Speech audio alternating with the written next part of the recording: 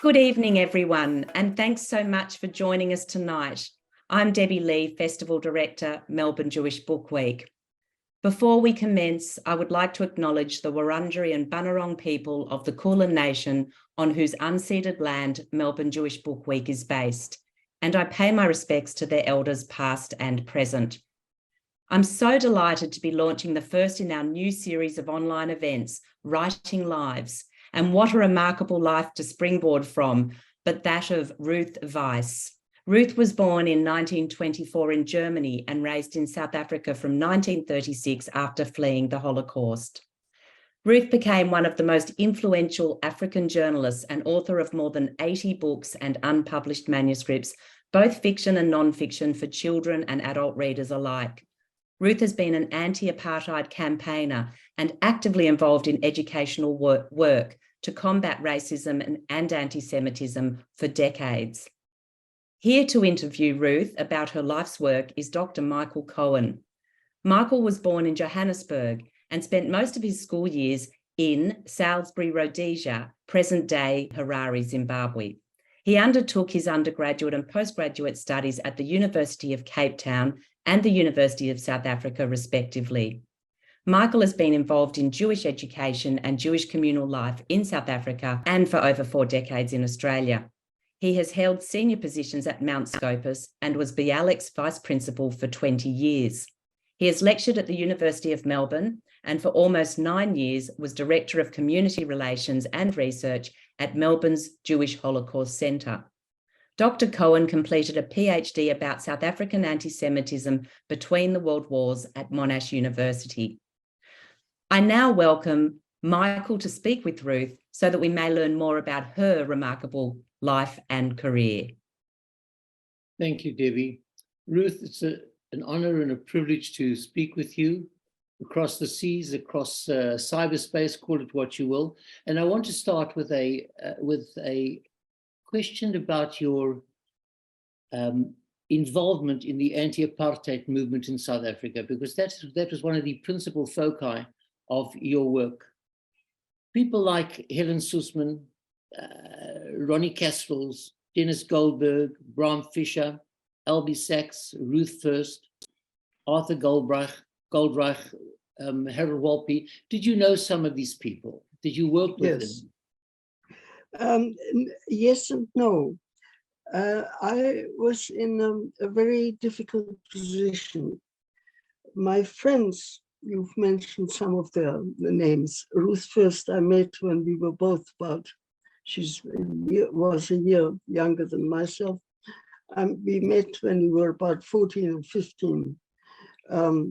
How, I can't remember, but I also saw her later in my very brief time at the university. Yes, when I say I was in a difficult position, Hans Weiss, whom I later married, had been an activist in Germany as a communist.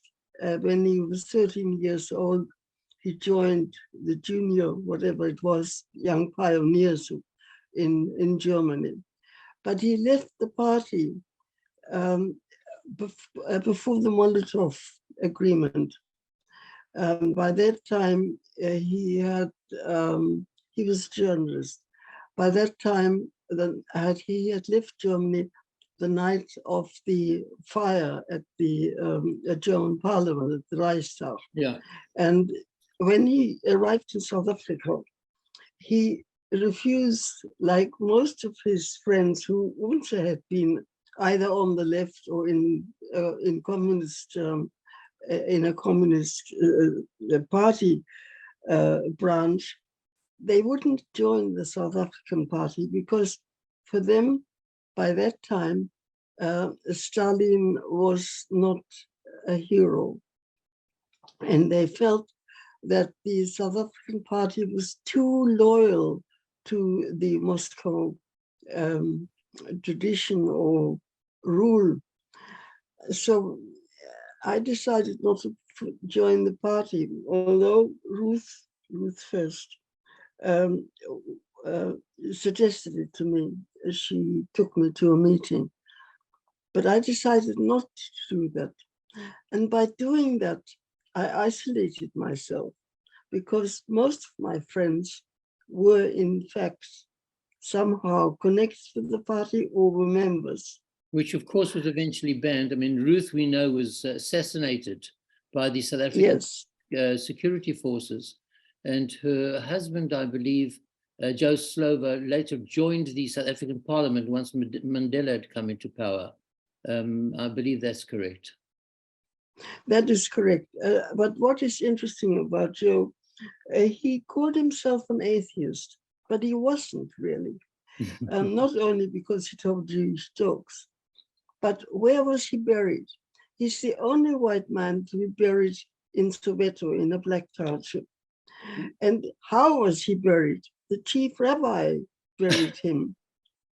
And his coffin were 4 simple blanks, Really? just like any other Jew. And that is what I mean by a dilemma. I was brought up as an Orthodox Jewess in Germany, and my parents tried to sustain this as best they could. You even write in your autobiography that you went to shul, even though you were the only woman or the only young girl at that stage in the women's section of the Orthodox shul in Mayfair. It was in Johannesburg. Yes, there were very few Jews in Mayfair by then. It was the poor white suburbs by the time we got there. And it was an area where a number of immigrant Jews had created community, but that no longer existed by the time we arrived. And the following Shabbat, I walked to Walmeran Street from Walmeran Street Shul, all the way? All the way, and all the way back, because I wouldn't take a tram on Shabbat. Yeah. But that didn't mean that I didn't have Jewish friends, particularly in the community to which I was automatically, how can I say, to which I belonged, the German Jewish community. Mm-hmm. They had their own shul eventually. There was an Adas shul, which was part, I believe, of the German community. Ruth, can I just ask you something? You know, you mentioned, we spoke about Joe Slovo, we spoke about Ruth First and others. Why do you think there was a disproportionate number of Jews involved in the struggle against apartheid after the National Party came into power in May 1948? Was it triggered by the Jewish identity, the commitment to the principles, to what the Torah tells us, equality, justice, tzedek tirdof, justice is for all, or was it their opposition to apartheid, which was rooted in their commitment to human rights, to social justice, rather than from a Jewish perspective? It is a question that's often arises, and I think it's a combination of both. What I said about Joe, one can even say about Karl Marx, even before he became, or before he wrote his manifesto, he was already talking about social justice. Where did that come from? And some Jewish writers, I'm thinking of a man called Franklin, who wrote about Jews in South Africa. Rabbi Franklin? Franklin, I think his first name is Frank Adler. He said something that I very strongly believe, and that is that the Jewish strand, which applies both to activists like Joe or Ruth, who they didn't deny their Jewishness or or decry their religion. They simply didn't practice them. But they remained Jews in essential terms. They were affected by this strand of Jewish thinking as much as Helen Suzman and people like Helen Suzman. She wasn't Jewish, was she? Helen was the daughter of Lithuanian immigrants. Oh. She was sister-in-law of Nadine Gordimer. She was very Jewish, and I tried to find out whether, to me, Helen Suzman was always my heroine. She was on the left. She was the only, I think, member of the Progressive Party in the South African Parliament, and she spoke out for justice and for freedom and against the apartheid system. Later on, there was, of course, de Villiers, I can't remember his first name, who joined her. And you, Ruth, your Jewishness informed your political. Yeah, but I just want to say what this Jewish strain is that combined both the liberals and the communist activists. And that was Tikkun Olam. Right. Without spelling it out, someone like Joe represented it as much as Helen Suzman. What divided them was that Helen, as a liberal, couldn't accept the violence, which was part of the activists. But the theme and the commitment was more than just human rights. It was Tikkun Olam. When you refer to the violence, you're referring to the like to the ANC military wing. What did they call them? Umkhonto Sesiswe. Yeah. Which of exactly. course Helen would have rejected. Joe was one of the leaders of the wing that accepted the fight to be a physical fight. Yeah, and that was something. I mean, you talk about Helen.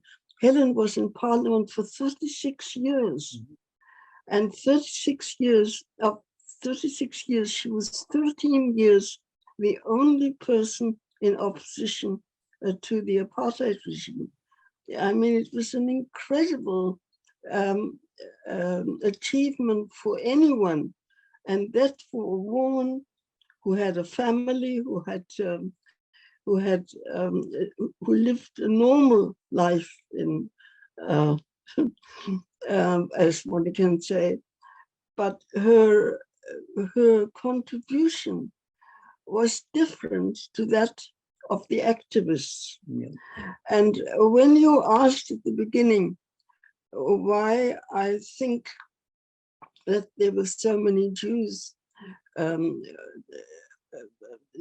were not proportional to the number of Jews in South Africa. They were over-representative of the Jewish community in numbers. The Rhodesia trial in 1963, what was it? What they called the Rivonia, I can't remember the word that they used. There was a disproportionate number of Jews represented there. Some of them, who was it? Goldrich died in jail after 22 years. There were 5 white persons accused, apart from the African and the non-white, and every one of them was a Jew.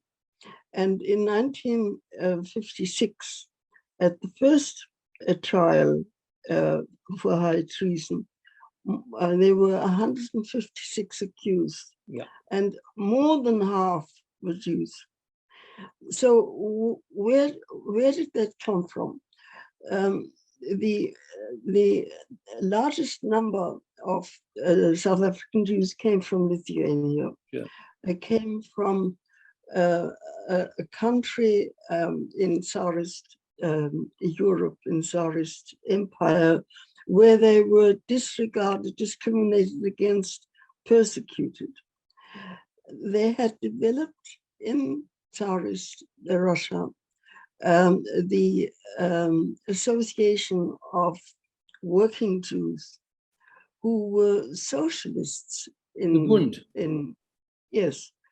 And the Bundists, this group of people, they saw their job not only to represent labor, which is why they were founded, but Jews. And they actually acted in the pogroms. And very many of the Jews that we were talking about, the names that you mentioned and we haven't yet mentioned, they came from this background of active support of their fellow Jews and of socialism and social justice. And they were among the founding members of the Communist Party in 1921. So how could they not decide, as they did in 1924, that South Africa has to be treated as a country that belongs to the local people, to the indigenous people, and not to the people who came from overseas. All that goes back to their Jewishness, and again, to the Jewish thought and Jewish theology, if there is a Jewish theology. I think there is a Jewish theology. Ruth, when you arrived in South Africa and you came in 1936, I asked you actually in an email whether you arrived on the Stuttgart. I don't know whether you saw the email. The last ship to arrive before the introduction of the Aliens Act, which was really an act of selective immigration. The doors having been closed to the Lithuanian, Latvian, Estonian, and of course Polish Jews in 1930 with the Quota Act. When you arrived in 1936, you were a girl of what, 11 years old? You were born in 24. So did you encounter anti-Semitism? Yes, right from the beginning. The Stuttgart arrived after the little ship that we were on. We were on a freight ship. And the Stuttgart had been chartered when in South Africa there was not suddenly, but it started in the 20s in the depressive, when there was a depression among the Afrikaners, when the Ossewa Brandwacht, the shirt movement, the grey shirts, the black shirts, the Geseverde Nationale Partij, the Unified National. Yes. The Ossewa Brandwacht was established in 1938. Yes. And at that time, Dr. Verwoerd, who was a professor at that stage, not yet prime minister, he organized a mass meeting at the university with other professors. And he also organized a demonstration against the Stuttgart. He didn't want the Stuttgart to land. And now here, in particular, as you as a historian can explain that better than myself, the Board of Jewish Deputies had a big problem. When the Stuttgart sailed from Germany, the agitation which Verwoerd started also spilled over into debate. And the Jewish deputies at one point didn't want the Stuttgart to come. Then, of course, they realized that the situation and they supported the Stuttgart. But the only reason that the Stuttgart was allowed to land and that there was not physical aggression against passengers was because of a storm. Yes, the inclement weather I wrote in the email that I sent to you. But because of the Stuttgart and because of the anxiety that our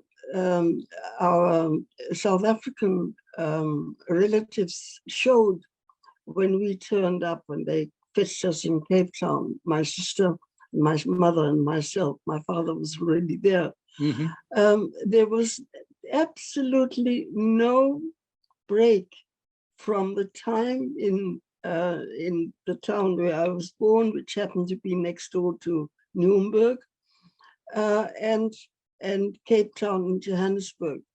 the anti-Semitism of that time was present constantly. And it was that situation in the 30s, which then continued, as you quite rightly pointed out, during the apartheid time. Sure. It was only really Malan's visit to Israel after the establishment of the state. That's right. That's right, and that was another dilemma for the board of Jewish deputies. Absolutely, because Malan was a wonderful pragmatist. He yes. Throughout the 30s, he championed the anti-immigration laws, particularly in 1936 and on the eve of the 1938 elections. Ruth, let's move to Rhodesia for a moment. I want to ask you something. After working in London and after traveling extensively in Africa, you served from, I think, 1963 as the bureau chief of the Financial Mail in Salisbury. At that time, you lost your South African citizenship. You were blacklisted in South Africa. Why? Well, during the 40s, I already mentioned, I met up with the German Jewish refugees, who were a separate little group of 6,500 persons who turned up until 36, and the law that you mentioned, which stopped Jewish, stopped Jewish immigration. And this group was isolated also from the local Jewish community. Not that they didn't help us, they did. But if you, again, I call on you as a historian, you know that German Jews were extremely arrogant, and that for them... I say nothing. My father-in-law was a German Jew. And my daughter, his daughter is sitting right here. He wasn't arrogant, so I can say that in public. Yeah, I remember my best friend in the Jewish school that I went to. When I brought her home, my mother said she's a nice little girl, but why a Polakin? That was the Jewish attitude.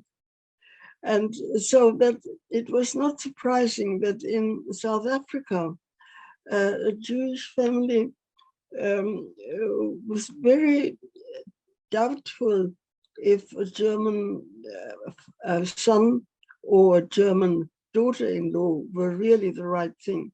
That's why I say we were isolated for some time. And during that period of isolation, the focus of the German Jewish refugees was not the local Jewish community. And for some time, how many years, I don't know, not the South African situation, but Germany. Germany, then the war.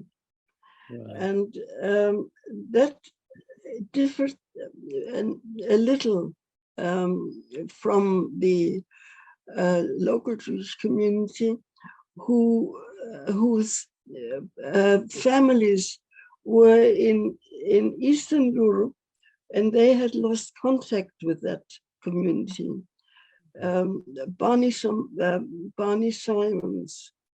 Simon, the theatrical director of the Market Theatre, described after the war how a survivor from Vilna came to his synagogue, and for the first time, the mainly Lithuanian Jews discovered that Vilna no longer existed, that their families have been massacred. And he said the outcry, the wailing, the grief, the shock was something that molded him as a Jew and made him understand his Jewish people. And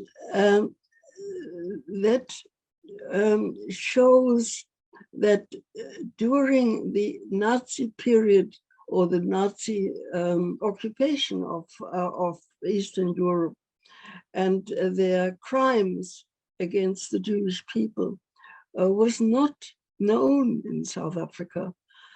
If the Board of Jewish Deputies were told or were given some indication of what was happening, they didn't pass it on to their congregation. But the German Jews, my father, was not political. They all tried to listen illegally to the forbidden German radio. They wanted to know what the Nazis were saying about the war. And that is why I said we were, in a way, we reacted to that terrible period differently, slightly differently, while it was going on than the local community. Right. I wanted to ask you, so Ruth, eventually after, during your adult years, you worked in Salisbury, and during that time you were actually blacklisted in South Africa. Eventually, Yes, after Ian Smith came to power, after UDI in, what was it, November 1965, you were deported from Rhodesia. Yes, I'm sorry. I No, that's all right. I didn't really reply to your first question. What I wanted to say was that in the 1940s, when I was part of the young people, the children and teenagers of German Jews, at that time I was already writing, because my later husband was a journalist, as I said, and he issued a paper for the German Jewish community. I can't remember whether all of it was in German, but it certainly must have been partly in German. You write about that actually in your autobiography.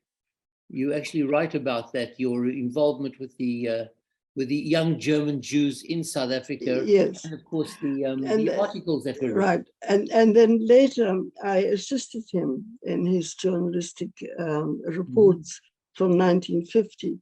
So that South African authorities didn't know that some of these articles, and all the economic articles, came from me. They only discovered that very late, when I started writing under my own name, because I didn't originally use my name. I had a job and did this only part-time. But from the time that I used my name, or rather the name of my then husband, I wrote against apartheid. And we were reporting for German newspapers, had been reporting since 1950.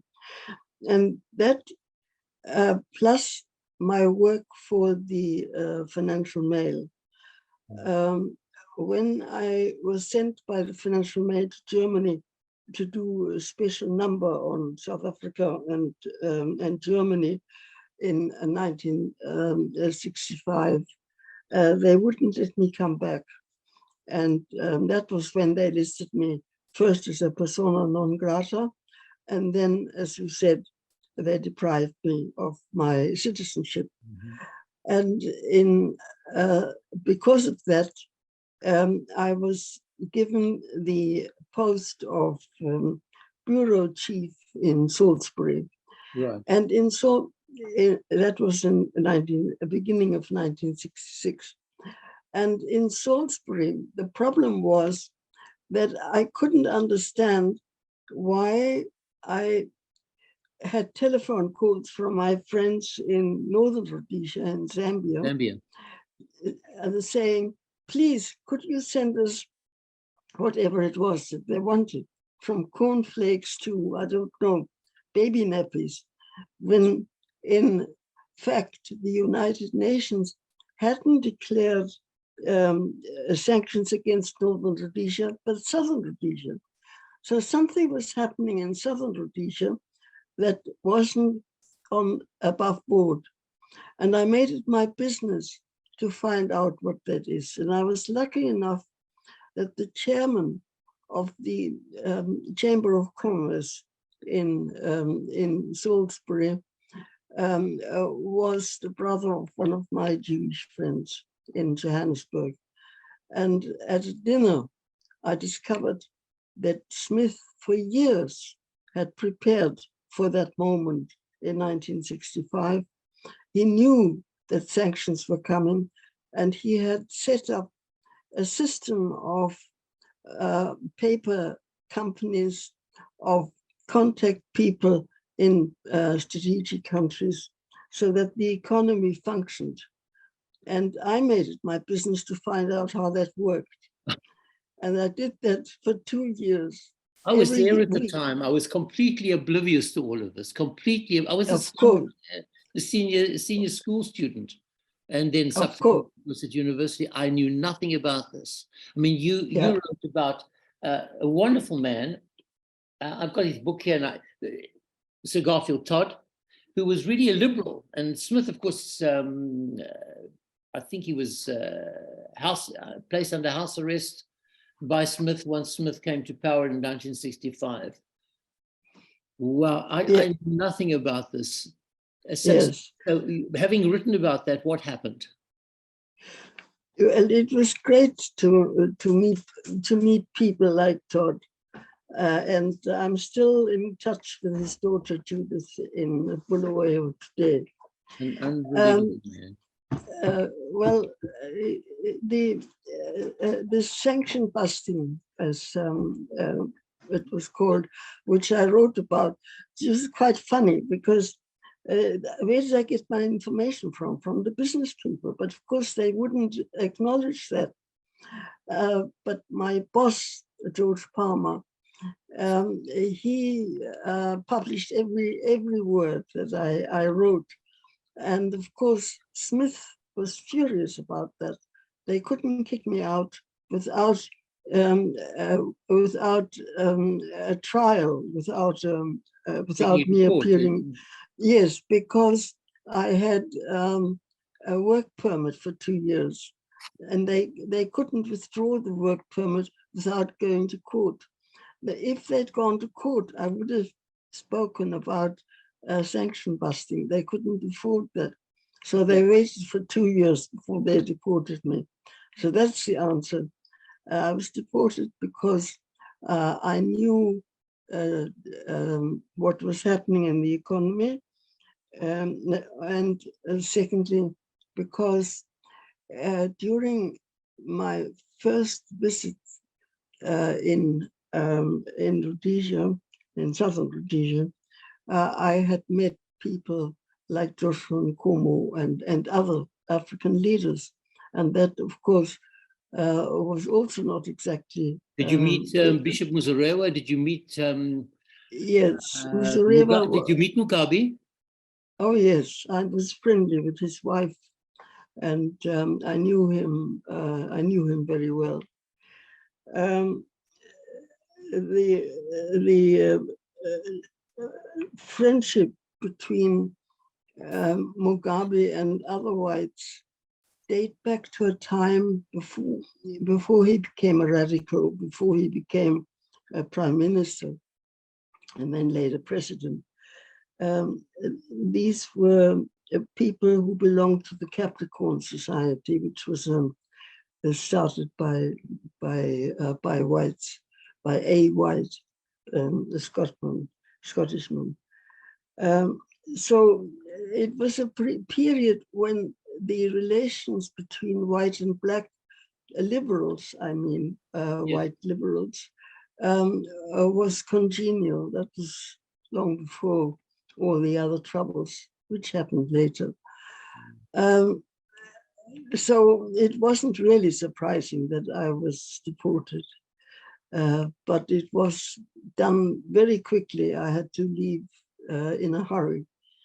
But to give you an idea of how well informed they were, I introduced my successor, who was sent from Johannesburg. and I took him around.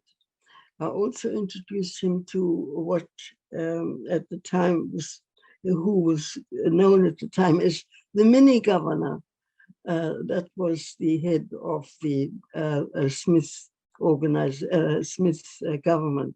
Right. And I said I was leaving because I was being deported. He knew that, didn't have to tell him that. And I wanted to introduce my successor. And when we left, he suddenly said to me, "Are you going to take that job at The Guardian?" Yeah. And I hadn't told anyone about that. How did he know? I mean, it's in your biography that you worked for The Guardian in London, but was it supposed to be a surprise at the time? Secret? Yes, yes. I mean, I was no longer young. I had no background in journalism in London, and I was absolutely bowled over to get this offer. Wow. And I would have loved to have stayed, but things didn't happen. Don't always happen the way would like. But you established an organization which apparently had inordinate success. ZISA or ZISA. I'm just trying to remember. It was the Zimbabwe Institute of Southern Africa. Can you talk a bit about that? Because I know very little about that. Yes. The leader of the Liberal Party in Parliament was of the opinion that this Red Parliament had no function any longer in the 80s. And in 85, he withdrew together with another white representative of the Liberal Party, and he made a speech where he said, "This Parliament is irrelevant. What is relevant are the battles between the police and the black communities in the township." Mm-hmm. And he went to see Oliver Tambo, who was the president in exile of the African National Congress. He went to see him in Lusaka, and Oliver said to him, "It's very nice talking to you, but you shouldn't be talking to me. You should be talking to your Afrikaner colleagues and persuade them to stop with their legislation and their system and to talk to us so that we can get around the table." And then he went back home, and on the way home, he stopped in Salisbury and went to see Mugabe together with the leader of the African National Congress, with whose delegation this almost 100% of 60 South Africans met in Senegal and in Ghana for a week. And when they met, they were both very distrustful of the other side. And at the beginning, or the very first session, we had the whites on one side and blacks on the other. And the last session, they were sitting in between each other. They had made friends. They realized we're all South Africans. And that was the breakthrough.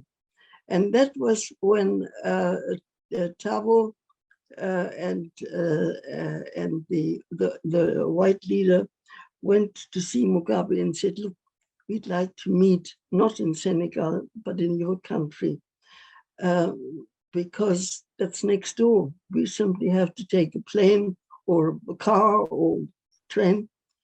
Mugabe said, "Yeah, that's all very nice, but I'm a frontline president, and I have underwritten and signed a boycott against South Africa. Mm-hmm. But I happen to be chairperson of a trust that runs a farm. And if foreigners take the trouble to do something there that's nothing to do with me. And so the Zimbabwe Institute of Southern Africa became the baby of a German director called Dr. Orban, who had been representing German volunteers in Zimbabwe. And he chose 3 South Africans to work with him. One was Mletsi Mbeki, brother of Thabo Mbeki, and myself. The third one was a Cape journalist who unfortunately died of malaria soon after 1990. And we had the secret order to facilitate the meetings between white South Africans and the liberation movements in exile. We didn't tell them what to do. We didn't say what they had to discuss. Who funded this?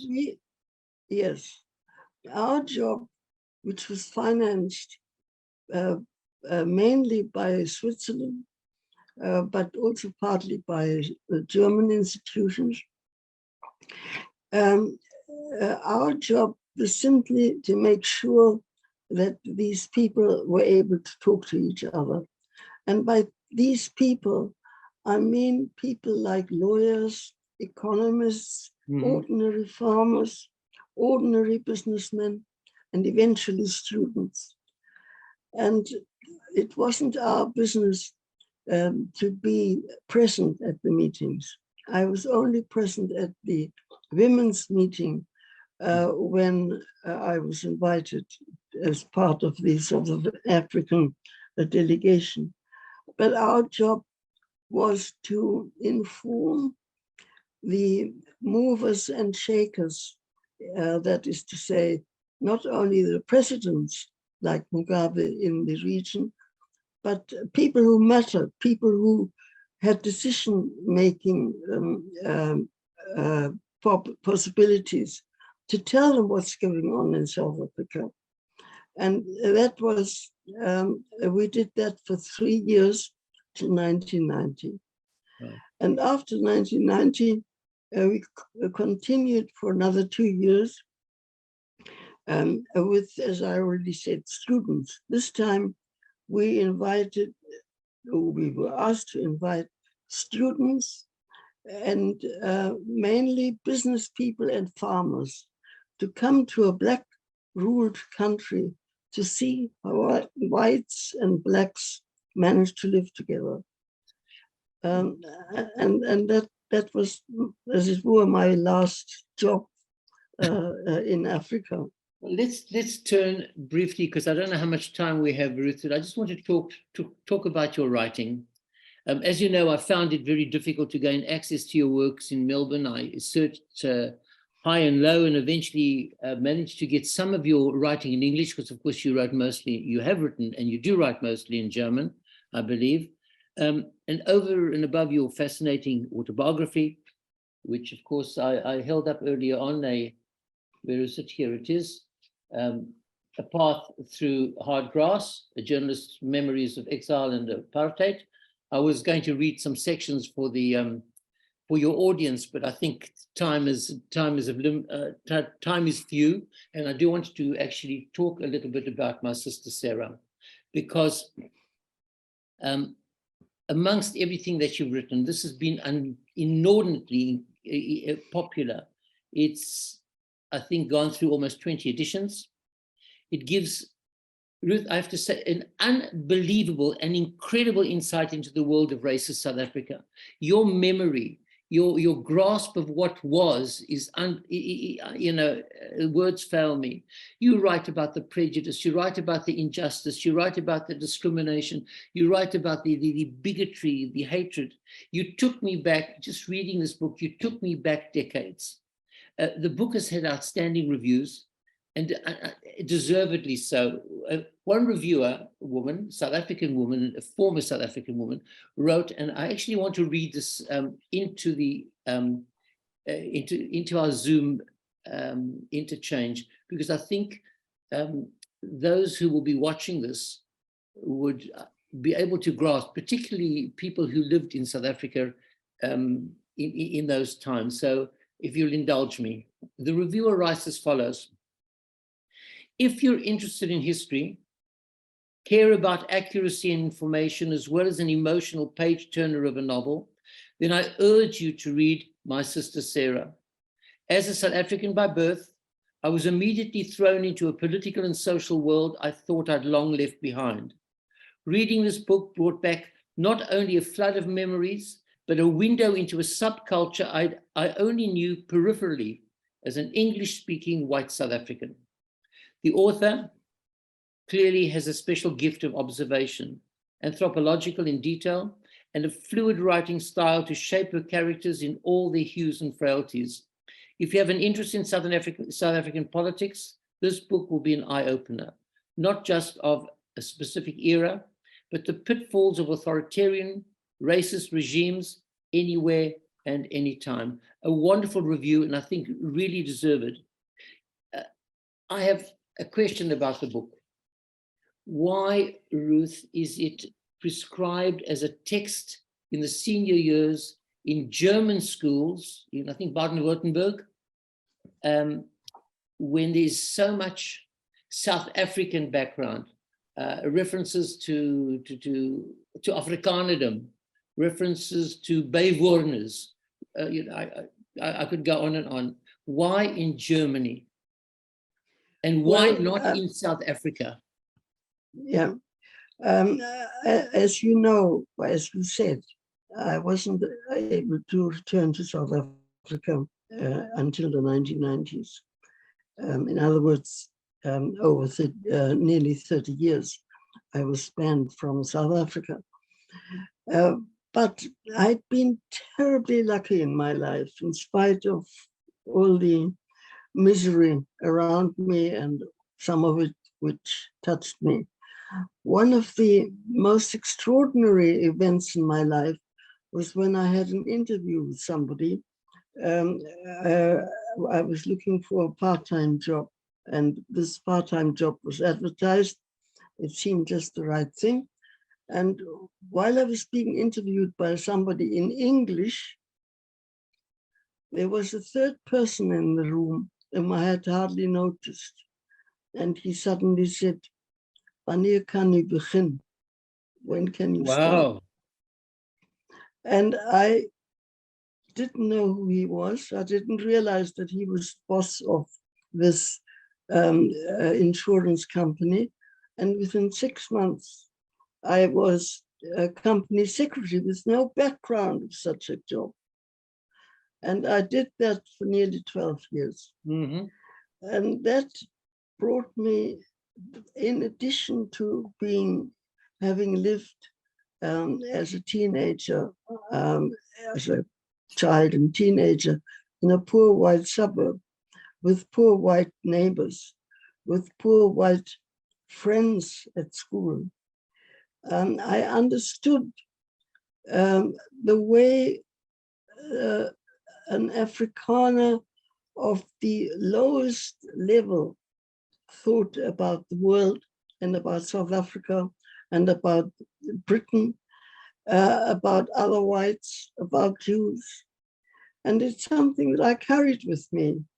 And when in Cologne, I met a young man who, at the age of 3, had been selected as one of the 83 children, either orphans or half orphans of German origin. They thought he was German.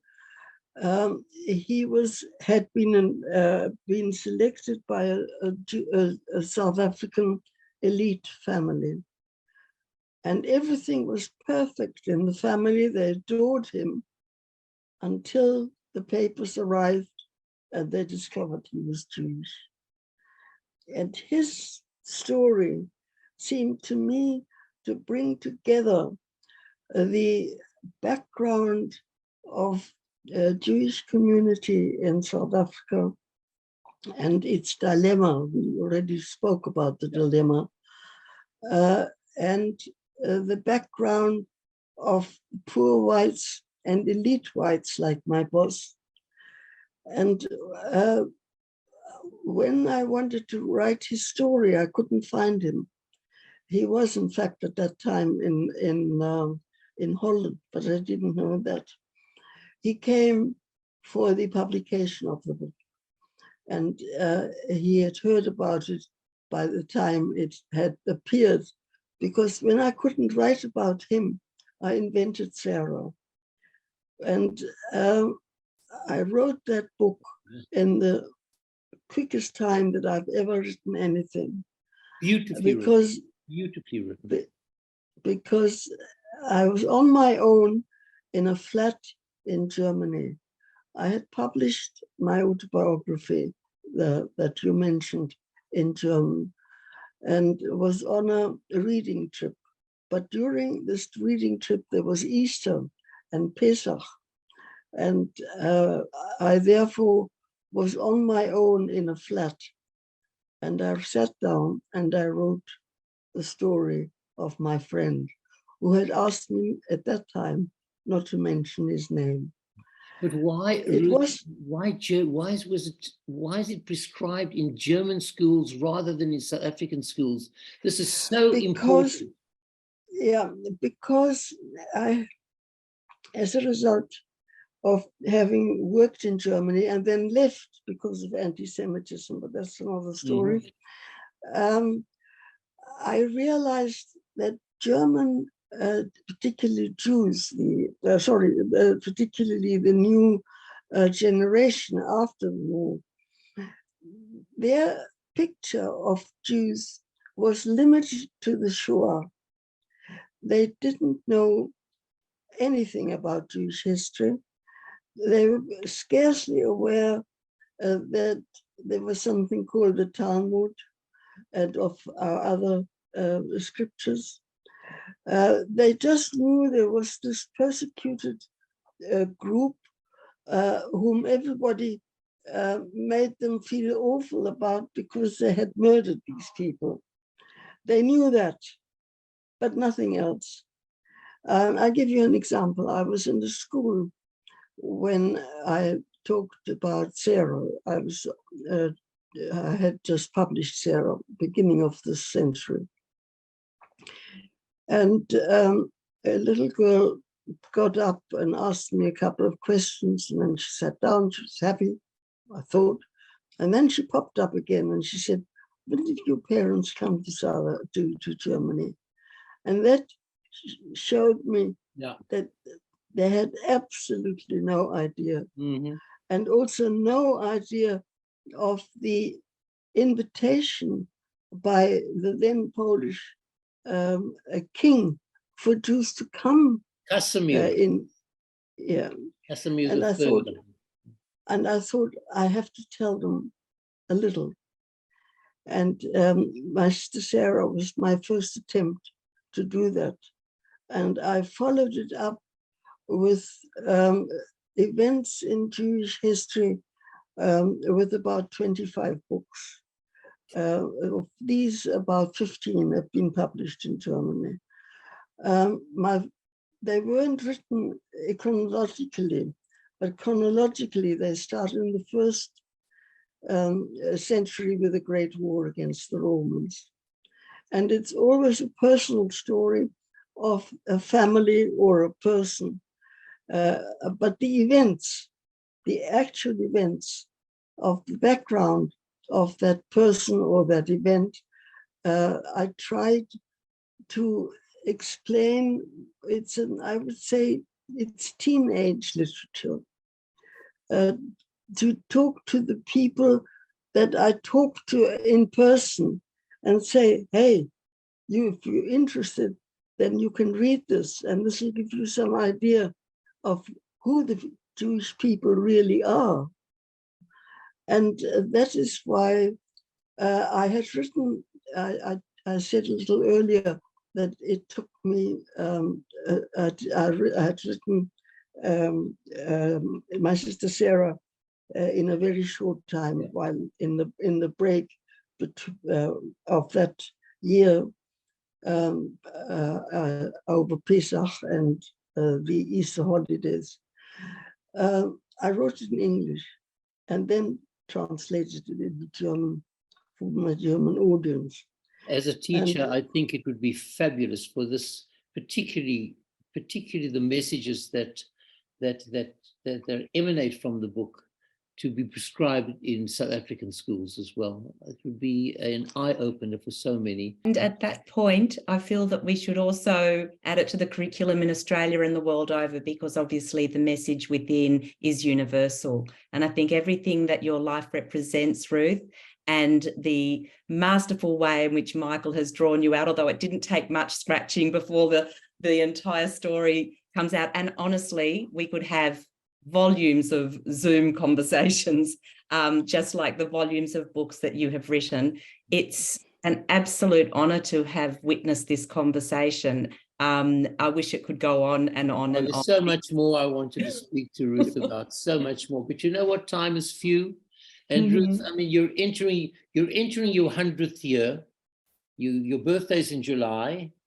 You're entering your 100th year, and you're still writing. And you're still writing, unbelievable. I don't know what motivates you to do this, but your audience here in Melbourne, you have an audience, I think, beyond Melbourne, maybe beyond the Australian littoral. Absolutely. Or you pronounce it, will be privileged to hear you. Thank you so much for inviting me, Debbie. Thank you both. Thank you, Michael. I could not have thought of a better pairing. Ruth, thank you. Thank you, and thank you again. Thank you. Well, I want to thank you for all your work for the Jewish communities in South Africa and in Australia.